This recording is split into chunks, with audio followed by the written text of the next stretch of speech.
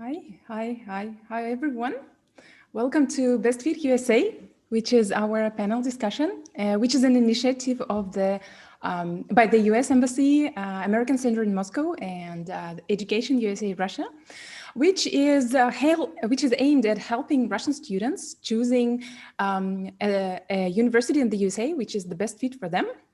And at our 4 events that we are planning to hold this year, we are going to talk to 3 different representative specialists in admissions in different types of American universities.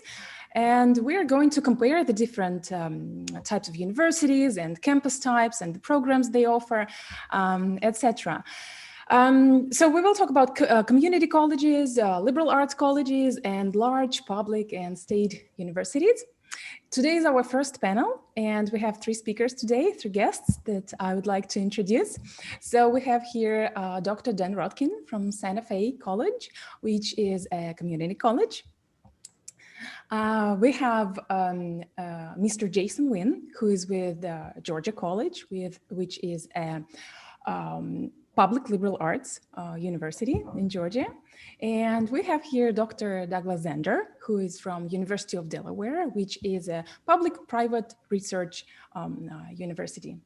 And I'm your moderator today. My name is Irina Lutsenko. I'm a teacher of English and a proud Fulbright alumna. So in the first part, we're going to talk about these different types of universities and colleges. We are going to look at the differences. And in the last part, the last 15 minutes, we are going to answer questions from our audiences, from our listeners. Please don't hesitate to send in your questions, and we will answer them in the last part of the discussion. Right, so I think we're all set and ready to go. Why don't we start from looking at community colleges? So, Dr. Rodkin, what is a community college? Can you introduce us to this type of college? Certainly, and Privetis, I'm delighted to be here today. I spent a wonderful 2 weeks in Russia as a Fulbright scholar 3 years ago, and it's nice to reconnect with students in the other part of the world. So community college are a unique American invention. They bridge the gap between secondary school and university. There are over 1,000 community colleges throughout the United States that enroll over 12 million students, including 80,000 international students. Community colleges serve 2 major functions. On one hand, they help prepare students to be successful at a university, to earn a baccalaureate degree and go on to graduate work. On the other hand, they prepare students for jobs immediately with less than a bachelor's degree that are high-paying, high-demand jobs in their local communities, and with credentials that can easily go overseas and work and do high-quality work in other countries, like back home in Russia. Right. You know, there is an opinion that community colleges are a hidden gem of American education. Why is that? I think it's because we don't get the same amount of notoriety that you might see. We don't show up in the QS rankings worldwide. U.S. News and World Report focuses on universities, and rightly so. Community colleges are historically a more local focus, but international students play a major role in adding to the breadth and depth of our curriculum. The most similar piece that you might find in Russia would be that of technicums, which are, of course, high school programs that help prepare students for workforce programs. And while that is a big part of the community college, it's important to know that in the United States, a community college is a college. It is post-secondary and is considered higher education. Right, good. You mentioned one thing, you know, high-paying, high-demand jobs. So what kinds of jobs, can you give some examples of jobs that are available to community college graduates? Well, certainly the career and technical education portion of the community college curriculum would be things such as information technology, health science, business management and administration, construction, advanced manufacturing, education, culinary, hospitality, transportation, logistics, agriculture, and you can go on and on and on. There are hundreds of different types of careers that community college students are prepared for. And that, of course, is different than the university transfer, where a student can start at a community college, move on to a university, and major in anything under the sun. Right. Well, that sounds very good. Quite a variety of careers available. Right. And what are some opportunities? You started talking about this. Could you expand a little bit more, talk a little bit more about the education opportunities for students to continue their education? Sure. So the students who are moving, whose goals are to get a bachelor's degree, move on to a university, they would do their first 2 years at the U.S. community college. Perhaps additional time is needed to get their English language skills are not at a college level. And in community colleges, one of the big differences between community colleges and universities is that our classes are smaller and our prices are less. So you spend less on the degree, you have a smaller classroom, so you get to know your classmates and the professors more than you might at some of our larger universities. Community colleges also have an open admissions policy, which means anyone who wants to attend can attend. Placement tests might be used to determine where a student is, but they're not required to get admitted to the institution. And the community college students, they're a little older. There's definitely more diversity than we would see at the university.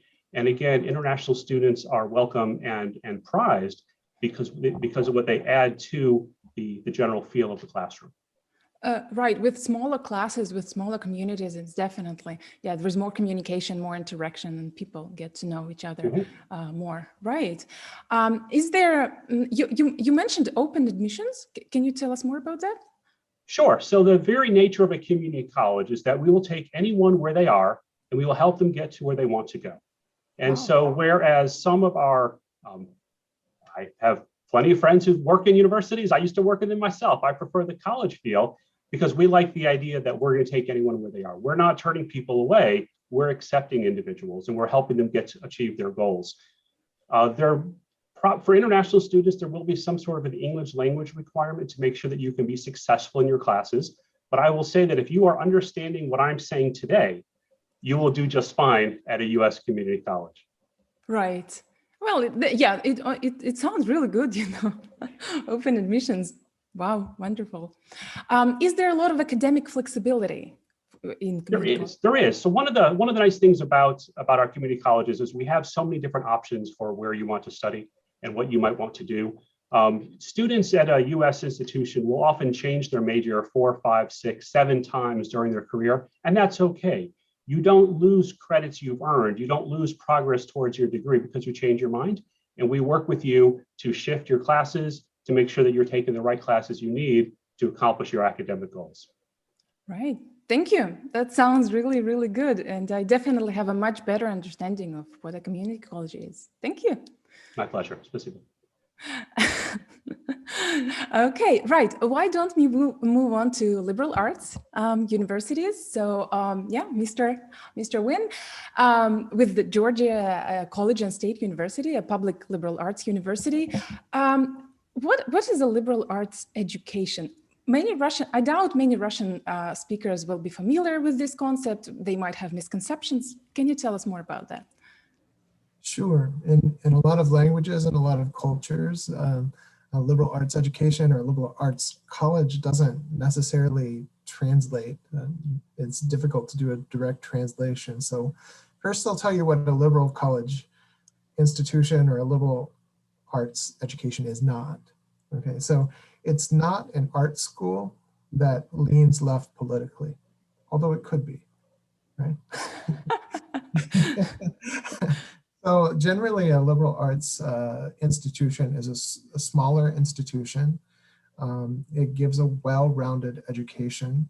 It has a focus on community involvement, a focus on developing the whole person, as opposed to developing a set of skills.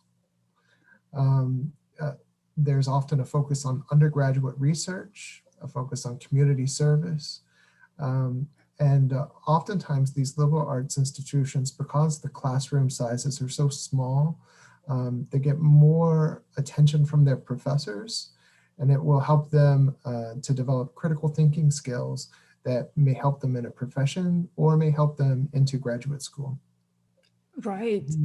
The origins of liberal arts education date back to ancient Greece, ancient Rome.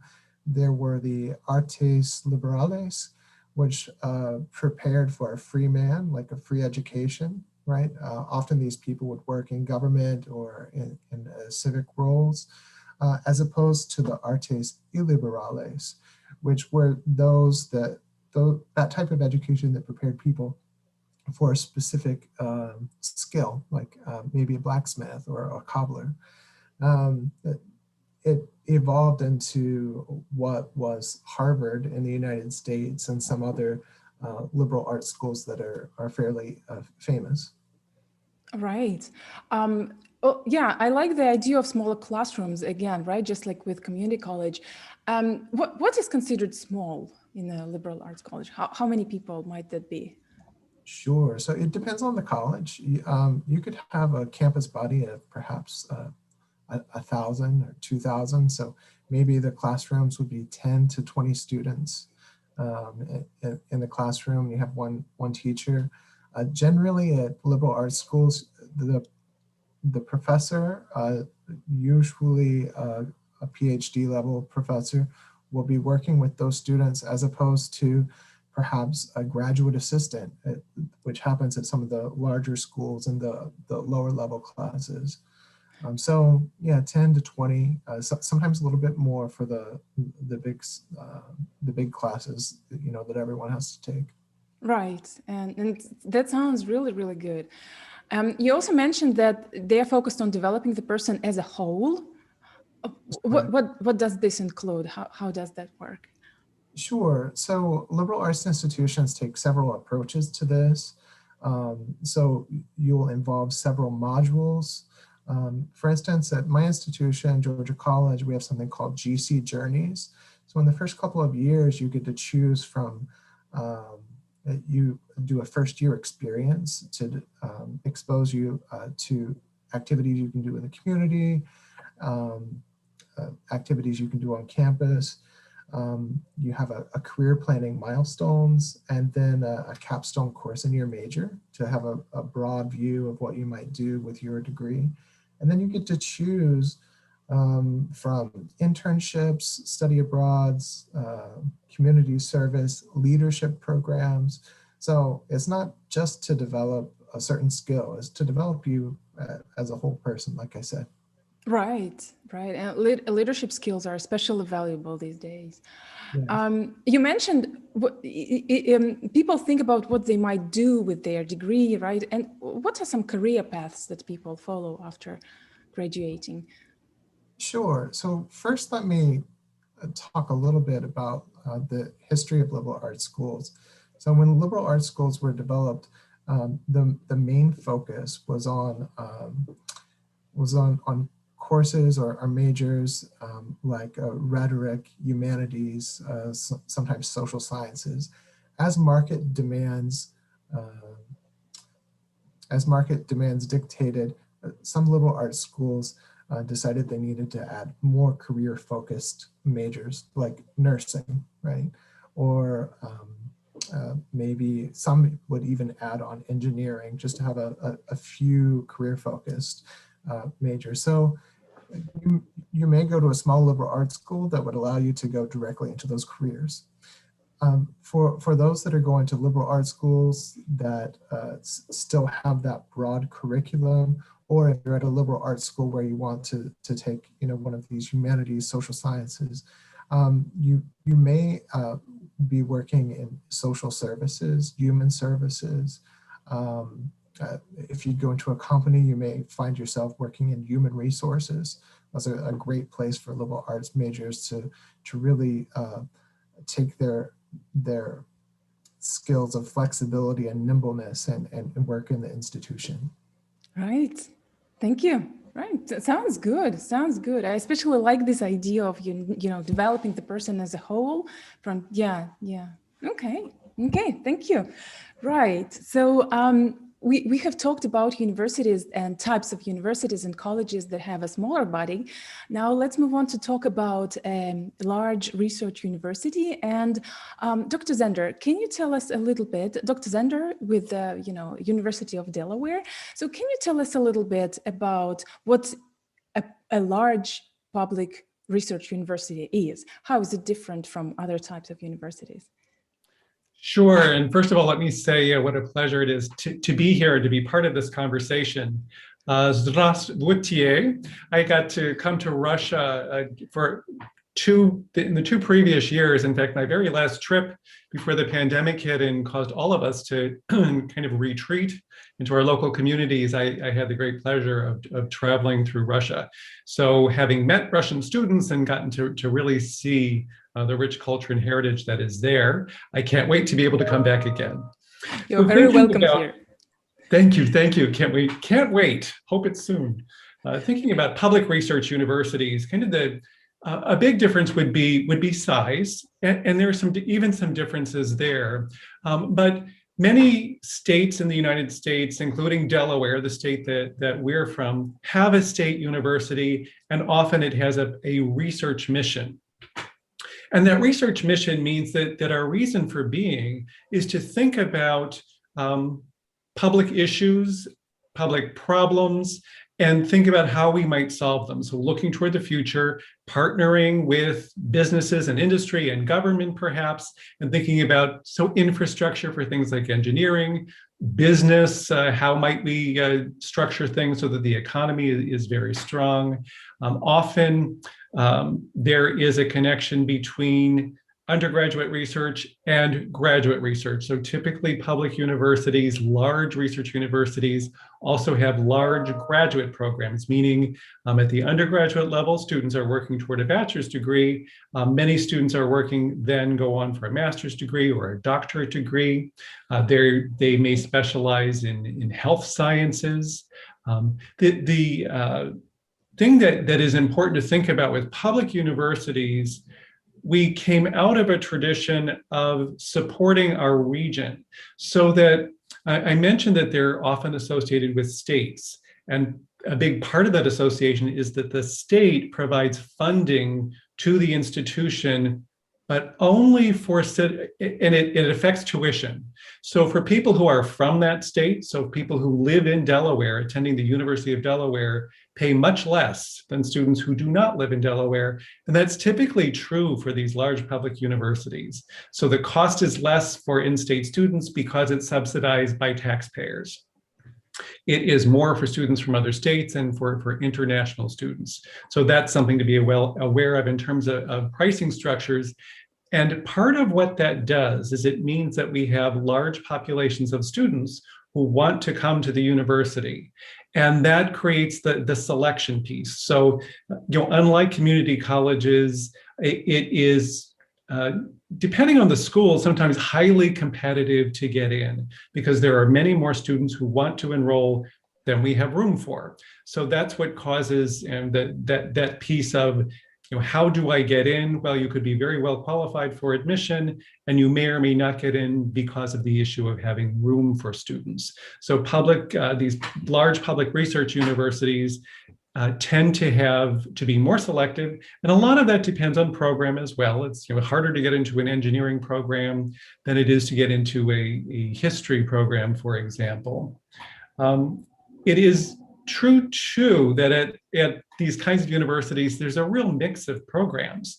So there are the professional programs, the schools of engineering, schools of health sciences, maybe medical schools, business schools, but there are also typically programs in the humanities and social science. So liberal arts and science are still part of our curriculum, and there is research that is associated with those kinds of programs. And sometimes that's not top of mind, but thinking about what research would be involved in history, well, looking at source documents, really understanding what really happened. That would be true for that, politics, et cetera. So lots of different kinds of opportunities. I think one of the other big differences is thinking about the mission of the faculty. So some of the different types of institutions in the US, there are schools that have a teaching mission. There are schools that have a research mission. So because we at the University of Delaware have a research mission, we attract faculty who want to do research, and they're looking for support for that research that comes in part from grants that they're able to get, from resources that the university provides, and then from our students. So there is the opportunity for undergraduates to do research in support of what the faculty are doing. And there is much more opportunity for graduate students to be involved in the research that our faculty are interested in doing as well. So lots of opportunity there across lots of disciplines. Right. And it sounds like there are a lot of opportunities for people who are passionate about research, yes, and want to be in academia maybe for the next 50 years, right? Yes. Okay. But I was going to say it's not just that. And one of the things that's really interesting, I think, about the US educational system is that people have the opportunity to explore and change their minds. So students come to the University of Delaware, for example, and they think that they want to go into engineering. And they discover, because of the coursework that they take, which is not just in their major. So even at research universities, you're taking this set of liberal arts courses to kind of expand what you're exposed to help you be a problem solver that thinks more broadly. So, as an engineer, you need to know how to build a bridge, but you also have to be able to consider things like aesthetics, things like how will you convince the people who live in the area that this is a good idea, understanding the politics that are involved. You might have to go to zoning boards or community agencies to get permission to do the kinds of things that you want to do. So there are broad ways that we need to look at problem solving. And so even at research universities, you will take a broad array of courses, and sometimes that causes our students to change their minds about what they want to do. And that's perfectly fine in our institutions. You can change your major. You don't have to know what you want to do when you start. In fact, most of us have what we call undecided programs. So students can come to the university and say, I'm not sure what I want to do. And we'll have a particular curriculum for them so that for their first year or so, they work with advisors who help them figure out what are their passions and interests and skills most closely aligned with. So they help them find a major. So that piece is really, really nice for students as well who aren't quite sure what they want to do. Right. And it is certainly my impression of the American system that it's more flexible than the Russian education system that we have. Yes, you can switch majors, you have majors and minors. It's really, yes, this is one of the things I love about the American system, much, much more flexible. When we talked about community colleges and liberal arts colleges, we mentioned that the student body is smaller. Here in large universities, the student body is larger, but there are advantages to that, right? What are some advantages to that in terms of the academic experience and experience on campus, the cultural experience? Sure. So part of what's possible with a larger student body would be kind of the activities that go along with that. So you'll find that a lot of times large public research or large public institutions have lots of athletic activities, which is not to say that smaller schools do not, but the competition can sometimes be more fierce for the large public institutions. There are many things to do with regard to the out-of-class experience, but it's not unique to these large institutions. So part of the advantage to having a large institution is opportunity. The fact that there are many, many students there means that there are many more majors being offered. So this idea of having more flexibility, there's even more because, so for example, at the University of Delaware that I represent, we have 150 different majors that students can choose from. I know a lot of our sister universities that are even larger than us have more than that. So lots of choices that come as a result of that.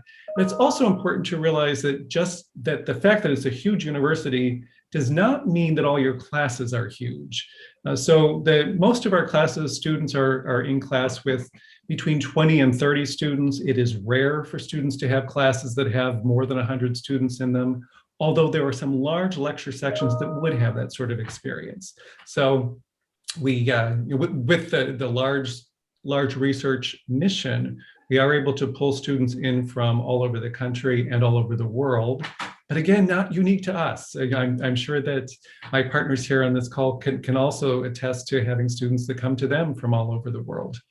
Right. Right, thank you so much. And I think this is a really, really nice transition to students. We have talked about these different types of colleges and universities. Now let's focus on students because we need to find a perfect match. What makes your type of college or university a good choice for an international student? Dr. Rodkin, would you like to start? Sure, I'd love to. I think that all of our institutions could be good fits for international students. There is no one right place for everyone. 1,000 different community colleges, similar number of liberal arts and large universities. It's broad, there's lots of options. If a student wants a smaller classroom, they're probably going to want to look for a community college or a liberal arts school, at least for their first couple of years. If a student wants an opportunity to work in the United States, the chance to attend a community college, after 2 years, get a degree, work for a year as an optional practical training, go on to get a bachelor's degree, and then have another year with another optional practical training. That's an opportunity that you get with the community college that you don't get with the universities where you move on directly, where your first degree is a bachelor's degree. But I think that for a lot of students, it's understanding, maybe it's the environment they're looking for.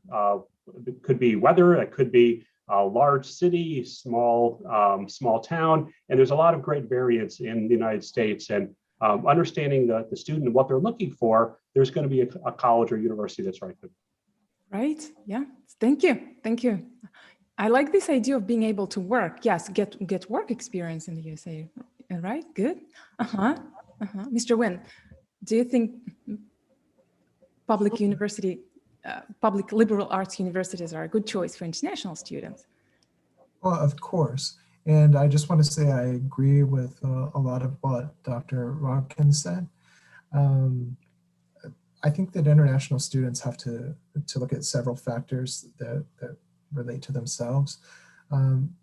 For instance, if the students are very focused on being cost effective, maybe they have limited funds, look at a school that has the financial aid, or maybe consider a school like Dr. Brodkin's school, community colleges. They can offer low costs in the beginning, and then maybe afterward, when you finish your bachelor's degree, you spend a little bit more. So students should think about funding, but for liberal arts schools, yes, consider your funding. One good fit that I can think of would be the undecided student coming to a liberal arts school, because it's supposed to develop you as a whole person. Maybe in your first or second year, when you're going through these community journeys, these journeys in your institution, you realize what you want to do academically, but also, what you want to do as a person. So I think the undecided student is a very good fit. Also, students who are flexible, who've been flexible at high school, who can be flexible in the institution, those students are a good fit. So there are several factors, and I advise students to talk with the Education USA staff, to talk to their high school counselors, and kind of come up with a plan and assess what might be a good fit for them. Right. Thank you. I think this discussion is a very good start. The students are already getting the feel for what university is good for them. Right. Thank you, Dr. Zender. So for, in terms of the good fit between international students and research universities, I agree with my colleagues. It in part depends on what the student is looking for. And I think about, traveling internationally, and often the thing that international students are interested in are more professional and technical programs that are often very common at research universities. They're looking for programs in computer science and engineering and business. So the type of program is very much available there. But there again, the public research universities, we are not all the same. And I think it's important for students to really investigate what kind of support structures are there for international students? So for example, at the University of Delaware, we have very robust support services for international students to help with things like getting permission to do practical training so that you can get that work experience. We have, because we're larger schools, there's an opportunity for international students to work on campus, which they are permitted to do. And that's a really helpful way to get to know culture and experience American culture, is to work among other, among Americans and kind of get a deeper sense of who we are.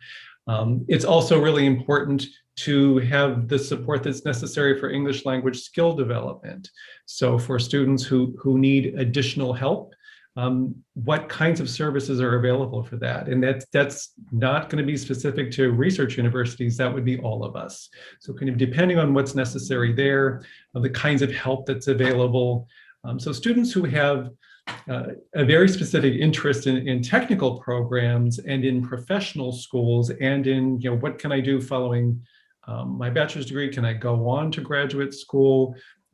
We have a number, and we're not unique, we have a number of programs that are 4+1, meaning you come in and you get your bachelor's degree and move right on to graduate study within the university. So those kinds of things are often very attractive to international students. Right. Thank you. And I would like to discuss one more thing that's very important for international students, and we have already started kind of talking a little bit about financial aid, which is, people often need financial aid, look for financial aid. Are there financial aid opportunities at the type of university that you represent? And what are some things that make a student more likely to be eligible? Or what are some things that people need to be aware of? Dr. Rotkin, please. Sure, I'll be happy to start again. So I would say that I can't speak for all community colleges in this area. This is definitely a very, I think, institution by institution policy. At Santa Fe College, where I work, there are limited opportunities for international students to get scholarships and grants. Those include mostly merit-based. We have international students who are perhaps members of some of our intercollegiate athletic teams, or they are officers in student government. They have some advanced skills in the fine arts program. Each of these programs has scholarship opportunities, and our international students are able to receive those and have a large portion of their tuition, if not all of it, waived with that scholarship. And then in the state of Florida, our state consortium, Study Florida, has scholarships for international students who are studying in the state of Florida. And so there's an opportunity to pursue one of those scholarships once you're here. So that's one of those things that it's going to be different at every institution. In general, I would say most of our institutions' scholarships are federal money, which is US national government money that's just for our US citizens. But that's going to be different at different institutions. And I think Jason and Dr. Zander could probably share a little bit about how their institutions run. Right. Thank you. So there are financial aid opportunities, and they need to be looked into. Right, Mr. Wen? Sure. So first, let me say that at liberal arts institutions, we have about 25 public liberal arts institutions in the United States. We're part of a consortium called COPLAC, the Coalition of Public Liberal Arts Colleges. At these public institutions, often international students are eligible for the difference in cost between what a student living out of state would pay and in-state. So we offer out-of-state tuition waivers for these students. We also have foundation money at our institution, Georgia College. And every year, this will be different from school to school, but we do a fundraiser for international students at our international dinner.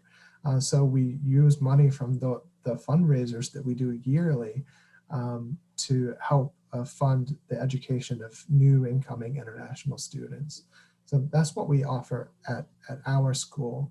And I know that Dr. Zander will talk a little bit about what's available at the larger schools for international students.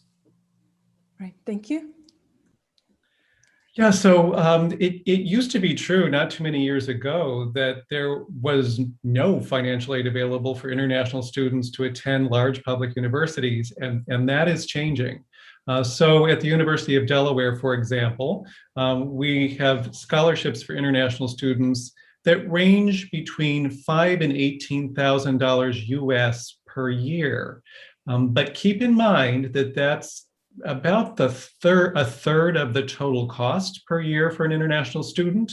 So you kind of always have to put that in perspective and understand how much more is going to be required. But there is assistance available to students, and it's very much merit-based.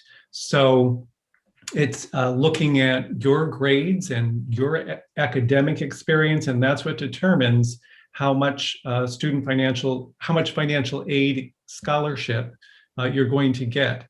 I would also say that we have a broader scholarship opportunity that's very competitive. That would be full ride. So tuition fees, room and board, a little stipend for students as well. But really importantly, those kinds of opportunities exist at most places, but there are very few of them. So for example, we just had our competition over this last weekend, and we'll bring in a class of over 4,000 students, and 16 of them will get this full ride scholarship. So I say that because it's important for students to be aware that it is unusual to find opportunities at the undergraduate level where everything is going to be paid for. But it is possible. And then when you're looking at graduate school opportunities, there are often assistantships, fellowships, where you can come on to the university having already gotten an assistantship or a fellowship that does include your tuition typically, and gives you a stipend as well to be an assistant to a professor who's doing research. So at the graduate level, much more possible to get funding. At the undergraduate level, it's there, but it's going to cover a proportion of your costs, and it is unusual for it to be covering everything. Right, thank you. Yes, I just want to say it again to our listeners, to the people who are listening to us, that these opportunities do exist. Do research, check what's available, the scholarships, the waivers. It's worth checking into, looking into. And I also have one more question. Some of you mentioned merit-based system, merit-based scholarships. So what are some examples of this merit that can be a criterion? Sure. So merit-based is often considered, it's the student's accomplishments that allow them to qualify or be eligible for this scholarship or this aid. Those accomplishments could be strong academic success. It could be potential for research. It could be they have special skills. Maybe they excel in chess. They might excel in certain athletic areas, or in the fine arts. A phenomenal dancer or a musician might be able to get a scholarship at a school to focus on that and to work in that area. And I think you could probably find similar merit scholarships throughout the institution, throughout the curriculum. There are many examples, but what we're looking at is some sort of special skill that the student has that they would be able to use and apply at the college while earning their degree. Right, thank you. Mr. Wynn, Dr. Zender, any more examples? At our institution, we do look at academics for obviously athletics in U.S. universities, but academics as well. But sometimes when you're applying for these scholarships, what's really important is that the essays or the portfolio that accompany the scholarships is that they really stand out. When I receive a scholarship application and I get just a one-paragraph essay, maybe I'm not going to see that as favorably. The committee might not look on that as favorably. So what you present to the university when you are applying for a scholarship really matters. Right, thank you. Yeah, and I would add on to that, keep in mind that the systems of education are really different from country to country. They're very different from school to school here in the States as well. And while we have specialists who understand your grading system and the courses you've taken to a degree, it's always helpful to add some more context to that and help us understand within the context of your school, how does your performance rate? So in the United States, for example, we have what's called grade inflation, where it's kind of commonly accepted that the highest grade a student could get, an A, that there's an awful lot of students who have those A's. And often in international systems, it is rare for a student to get that very highest grade. So a grade that's somewhere in the middle is really outstanding. So it's important for us to have that context and to know that. Where do you stand within the context of the rest of your classmates? So having testimonials from your faculty, from your teachers to help us understand that you are in fact really outstanding among your peers is helpful when we're deciding who to give that merit scholarship money to. Right, thank you. And I think what you have already started doing, you have started giving valuable tips to students, to our listeners, and we will be moving on to questions soon. And I have just one question. To our listeners who started thinking, considering, what is your number one top tip for applicants? What is it, the most important thing they should do when they start considering applying for an American university? I would suggest that part of doing your homework is spending time at the institution's website to learn about them. Don't just rely on what's printed in publications like US News or QS. Speak with the staff at the institutions. Can you speak with the international students there to get what their experience is like? And whether that's a Zoom, a call, a webinar like we're doing now, it could be a phone call or a conversation, but you should have the ability to speak with the staff and the students at the schools that you want to apply to make sure that's going to be the right fit for you. That's really valuable in you making your own decision about where you want to pursue higher education here in the US. Thank you. That's a really valuable tip. Being a good fit is really, really important because this is where you're going to spend years of your life. So it's important to be a great fit. Yeah, absolutely. Thank you. Mr. Wen? I would like to say that I agree with all of that. I especially agree with speaking to current international students at the school, not maybe not just one, but several, to get a different perspective from different students, to make sure that you'll feel comfortable in maybe a rural environment as opposed to a city environment, or vice versa. Another tip I have outside of just best fit is when a student is applying to school, to make sure to read all of the questions carefully and to answer it in the way that the school asks you to. So one thing that delays applications or delays decisions sometimes is not having all of the documents or not having all of the information we're looking for. So look at all of the applications carefully and don't just have one general essay for all schools. Yeah, I completely agree. I keep telling people that, yeah, it sounds like such a simple thing to do. Just read the questions carefully, read the instructions carefully, yet it's an underestimated tip. Thank you so much. You're welcome. Dr. Zander.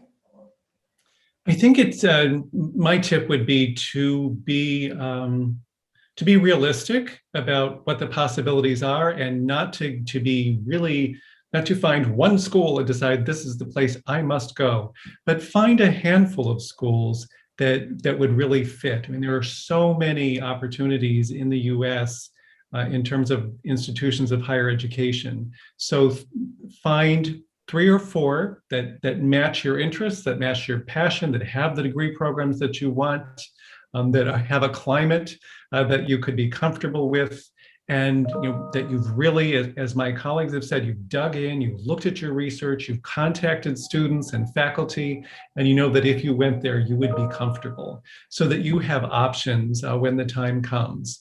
Be realistic too about cost. Don't expect that you're going to get 100% of your costs covered, but figure out, how can I fund this?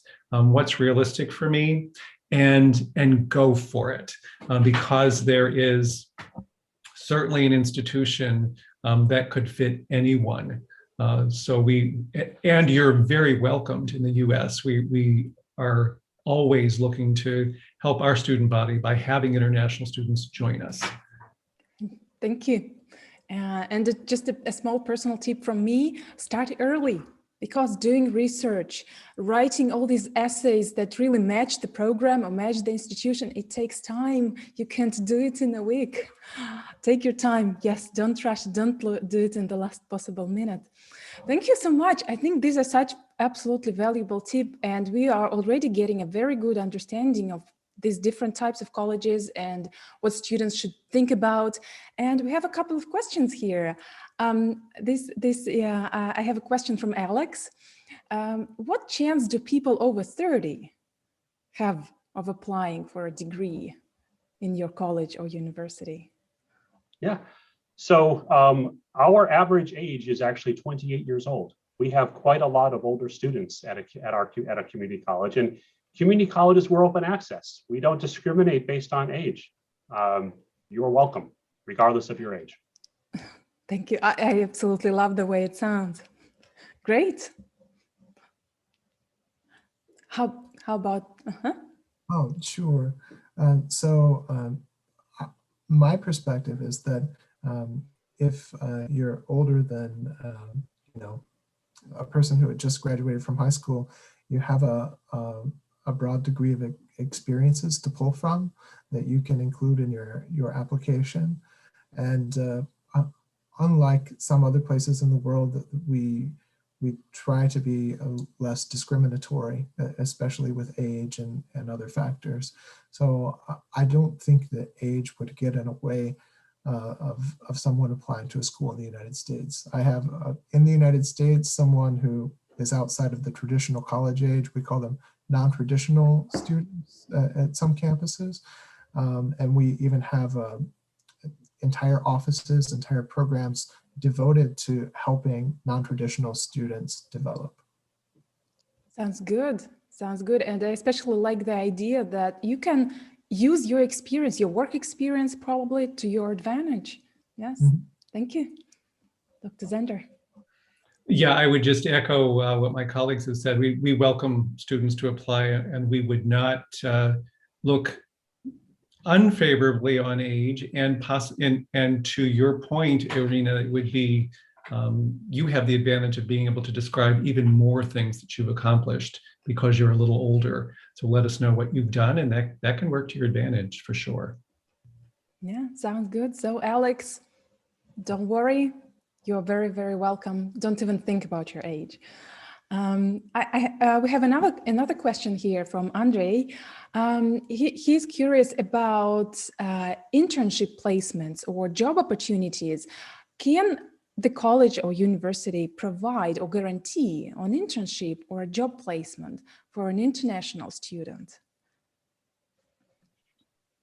So certainly internships are often part of a curriculum, and we have several of our career technical educational programs, whether it's graphic design or health sciences or business, where an internship is required as part of the degree program. And in those cases, the institution places the students. And so we would guarantee that because it is part of the curriculum. We would do that for you, and we would work with you, would help you with the immigration paperwork that's involved in being approved for such a work experience while you're a student. After graduating, we cannot guarantee a job after graduating. We can help you with the paperwork to be approved to work in the US for 1 to 3 years, depending on your degree, but we can't guarantee it.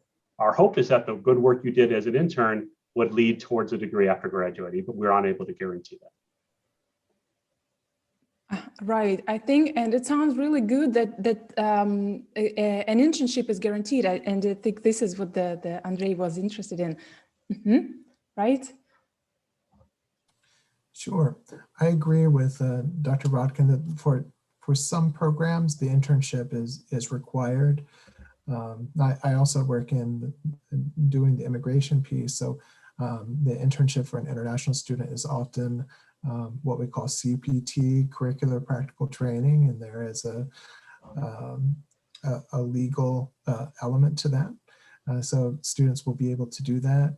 I will tell you that, especially at some of the smaller schools, over the years, these smaller liberal arts schools have had more of an emphasis in their career centers, because we are encouraged to help students graduate and get jobs or get internships.